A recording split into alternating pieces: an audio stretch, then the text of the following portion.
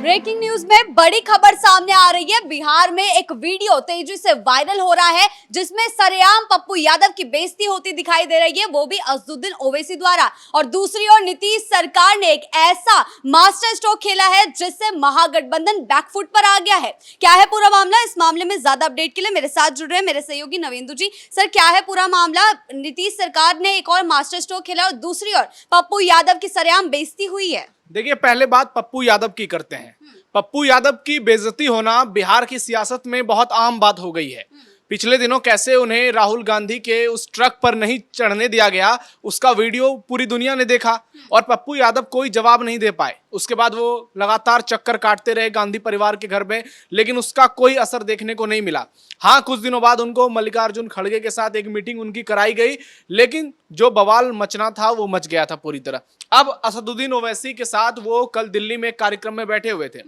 अचानक ओवैसी उठते हैं और वो जाने लगते हैं। तो पप्पू यादव कहते हैं कि रुकिए, कहाँ जा रहे हैं आप? तो वो कह रहे हैं कि मुझे जाना जरूरी है, मैं कहीं जा रहा हूं। तो फिर से पप्पू यादव रोकते हैं। तो वो कहते हैं कि नमाज का वक्त हो गया है, आपसे ज्यादा नमाज हमारे लिए जरूरी है। और उसके बाद पप्पू यादव का चेहरा देखने लायक था। ये वीडियो सोशल मीडिया पर तेजी से वायरल हो रहा है और लोग पप्पू यादव को ट्रोल कर रहे हैं। जो पप्पू यादव मुसलमानों के मसीहा बनने का दावा कर रहे थे, उन्हें असदुद्दीन ओवैसी ने भरी सभा में लताड़ा लगा दी सबके सामने, और पप्पू यादव कहीं के नहीं रहे।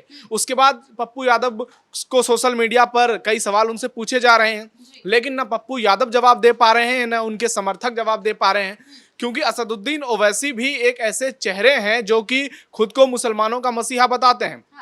अभी बिहार चुनाव सिर पर है, ऐसे में ये तमाम जितने भी नेता हैं, ये मुसलमानों का वोट हासिल करने के लिए एड़ी चोटी का जोर लगा रहे हैं। पप्पू यादव पूर्णिया से सांसद हैं और निर्दलीय चुनाव जीते हैं, और उनका कहना है कि मुसलमान बड़ी संख्या में उनको वोट करते हैं। तो दूसरी ओर ओवैसी हैं जिन्होंने पिछले बार बिहार में 5 सीटें जीतकर हर किसी को चौंका दिया था। तो ओवैसी की बात अभी तक किसी से बन नहीं पाई है।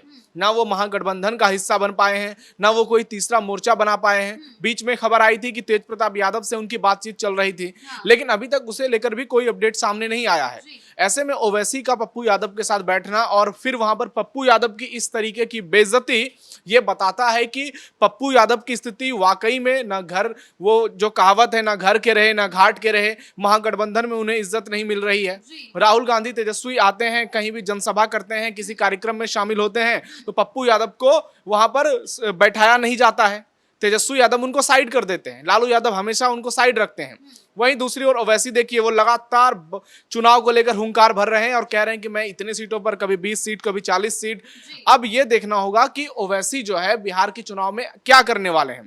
लेकिन एक बात तो तय है, पप्पू यादव की जिस तरह से छीछालेदर हो रही है, उससे कांग्रेस की भी बहुत ज्यादा किरकिरी हो रही है। कभी पप्पू यादव हमेशा अपने बयानों के चलते सुर्खियों में रहते हैं, लेकिन अब वो अपनी बेइज्जती के चलते सुर्खियों में रह रहे हैं। कभी ट्रक से उन्हें उतार दिया जाता है, राहुल गांधी से मिलने नहीं दिया जाता है, असदुद्दीन ओवैसी ने उनकी बेइज्जती कर दी है। तो आखिर पप्पू यादव क्या स्टैंड क्या लेंगे अपना? देखिए, एक कहावत है सियासत में, कुछ लोग ओवर स्मार्ट बनने की कोशिश करते हैं और पप्पू यादव उन्हीं में से एक है।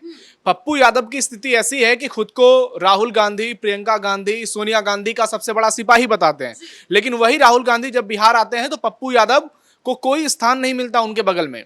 लालू परिवार जो चाहता है, जैसे चाहता है, वैसा ही होता है और पप्पू यादव देखते रह जाते हैं।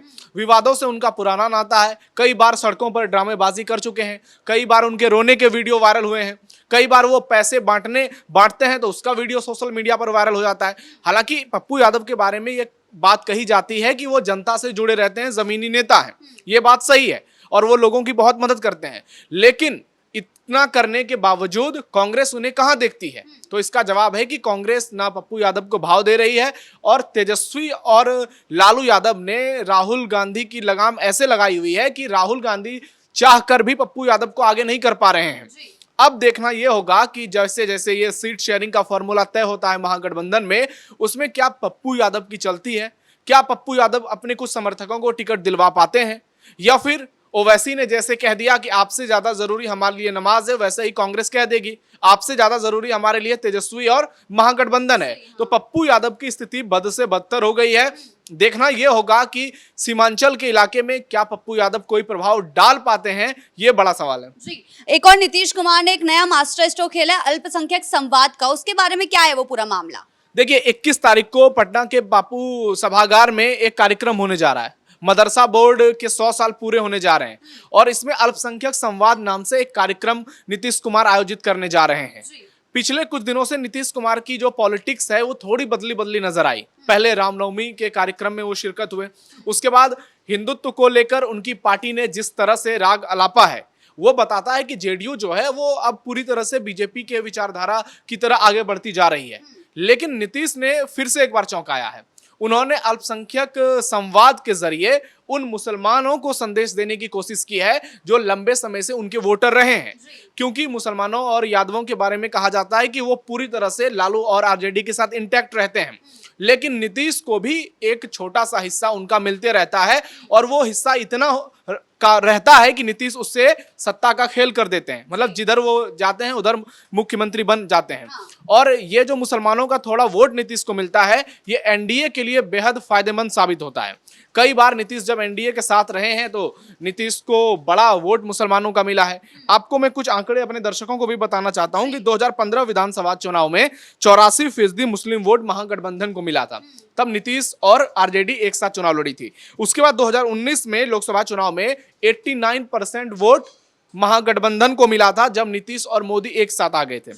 फिर 2020 के विधानसभा चुनाव हुए जब नीतीश और बीजेपी एक साथ आई तो 76% वोट महागठबंधन को गया, यानी उसका परसेंट कम हुआ। लोकसभा चुनाव में मोदी के नाम से मुसलमान जरूर छिटक जाते हैं, लेकिन विधानसभा चुनाव में नीतीश को लेकर के मुसलमानों का एक तबका जो है वो एनडीए के साथ जुड़ता है।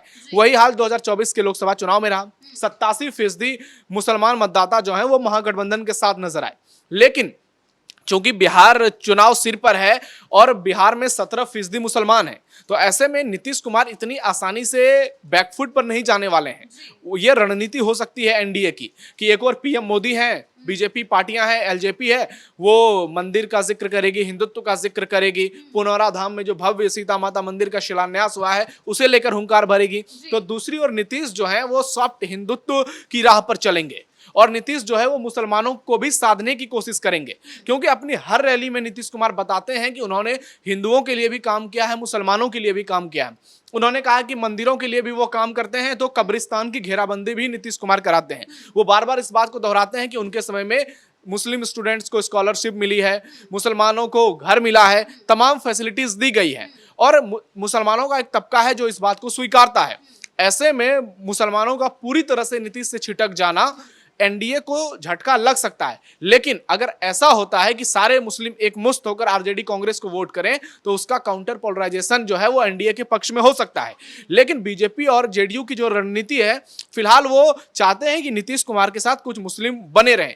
कई ऐसे सीट हैं जहां पर मुस्लिम वोटर बहुत ज्यादा निर्णायक हैं।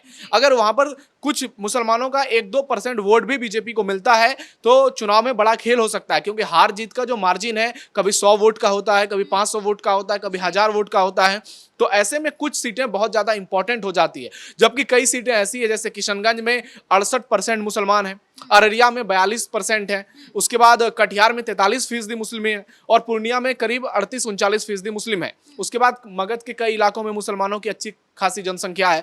फिर मिथिलांचल में दरभंगा और मधुबनी की सीटों पर भी मुस्लिम आबादी अच्छी खासी है।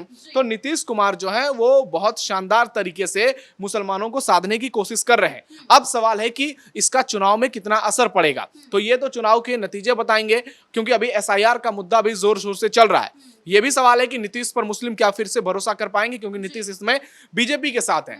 लेकिन एक बात तो तय है, नीतीश कुमार की जो इमेज रही है, जो उनकी सेकुलर छवि रही है, 100 में से 100% मुसलमान उनसे छिटक जाएंगे, इस बात की भी अब पूरी संभावना नहीं है। क्योंकि जब एसआईआर का मुद्दा हुआ था, वक्फ का मुद्दा हुआ था, तो मुसलमानों कई मुस्लिम नेता जो उन्होंने जेडीयू से इस्तीफा दिया था, वहीं कई ऐसे मुस्लिम नेता थे जो कि डंके की चोट पर नीतीश के साथ मजबूती से खड़े रहे और उनका कहना था कि महागठबंधन जो है वो लोगों को गुमराह कर रहा है। राहुल और तेजस्वी अपनी बातों से लोगों को बेवकूफ बना रहे हैं, जबकि एसआईआर जो है वो हमारे देश के पक्ष में है, वो बिहार की जनता के पक्ष में है, क्योंकि सीमांचल में घुसपैठियों का भी थोड़ा बहुत हिस्सा रहा है।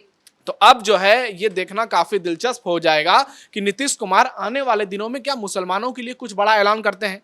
ये 21 तारीख को जो कार्यक्रम होगा बापू सभागार में, हो सकता है कि नीतीश उसमें कुछ बड़ा ऐलान कर दें। तो चुनाव बहुत ज्यादा दिलचस्प हो गया है। महागठबंधन जो है वो भी अभी कहें तो बैकफुट पर ही नजर आ रहा है, क्योंकि मुकेश सहनी के जो दावे थे उसके बाद आरजेडी ने जो इनकार किया, अब महागठबंधन में भी खटपट देखने को मिल रही है। इधर एनडीए में भी सब कुछ ठीक नहीं है, लेकिन बहुत कुछ ठीक है। पर्दे के पीछे जो ड्रामा चल रहा है वो ऑन स्क्रीन बहुत कम नजर आता है। सिर्फ अगर चिराग पासवान की बात छोड़ दी जाए तो बाकी एनडीए में सब ठीक नजर आता है। और लेकिन चिराग पासवान के बारे में भी सियासी दिग्गज ये कहते हैं कि चिराग पासवान भले ही नीतीश के खिलाफ या उनके सरकार के खिलाफ बयान दे रहे हैं, लेकिन जैसे ही चुनाव की घोषणा होगी वो फिर से पीएम मोदी के हनुमान के तौर पर एनडीए का साथ देंगे। तो अब जो है देखना यह होगा कि नीतीश कुमार का ये जो मुस्लिमों को लुभाने का दाव है ये चुनाव में कितना असर करता है और इससे एनडीए को कितना फायदा होता है। जी बहुत बहुत धन्यवाद आपका इन तमाम जानकारियों के लिए। तो एक और पप्पू यादव की लगातार सरेआम बेइज्जती होती जा रही, कभी उन्हें ट्रक से बाहर कर दिया जा रहा है और अज़दुद्दीन ओवैसी ने अब उनकी बेइज्जती कर दी है। तो दूसरी ओर नीतीश कुमार जो हैं एक के बाद एक मास्टर स्ट्रोक खेल रहे हैं, मुस्लिमों को साधने की अपनी रणनीति बना रहे हैं और ये चुनावों में कितनी कारगर साबित होगी ये देखने वाली बात होगी। ब्रेकिंग न्यूज में फिलहाल इतना ही। कैमरा पर्सन राजकुमार के साथ मैं शिवानी रतूड़ी, कैपिटल टीवी बिहार।